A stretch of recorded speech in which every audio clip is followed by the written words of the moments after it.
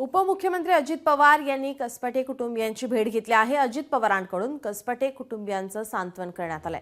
अजित पवारांची वैष्णवीच्या आई-वडिलांसोबत बातचीत झालेली आहे, संवाद साधलेला आहे, त्यांनी सांत्वन केलेलं आहे।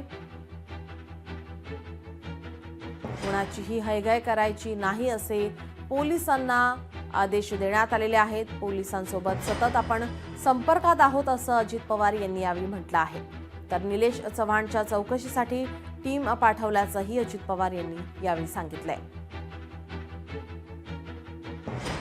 आणि ह्याच्यात फास्टॅगवर मी उद्या मुख्यमंत्र्यांच्या बरोबर आम्ही दोघंही दिल्लीला जाणार आहे। त्यावेळेस मी त्यांना सांगणार की बाबा ही केस आपल्याला फास्टॅगवर चालवायची आणि त्या प्रकारे मुख्यमंत्र्यांनी पण लक्ष घातलेले ह्या सगळ्या गोष्टीचं रेकॉर्ड वर घेऊन यामध्ये पोलीस यंत्रणा अतिशय बारकाईनं सगळ्या गोष्टीचा उल्लेख करून ती केस इतकी स्ट्रॉंग करायचा प्रयत्न करते की जेणेकरून ह्यांना सर्वांनाच अतिशय कडक अशा प्रकारची शिक्षा झाली।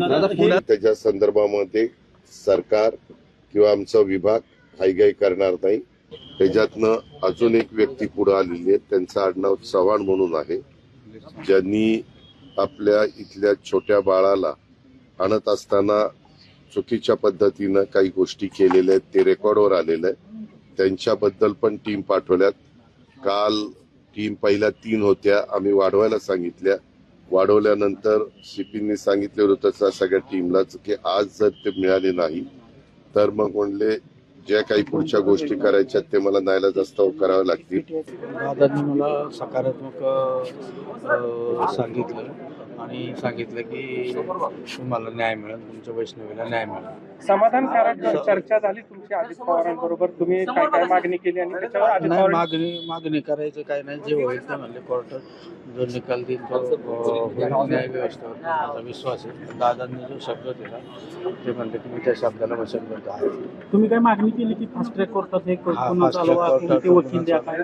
नाही, वकिलाच्या बाबतीत काय तसं काय झालं नाही, ते म्हणले की होईल। लोकशाही मराठी ऐका, पहा, जागरूक रहा।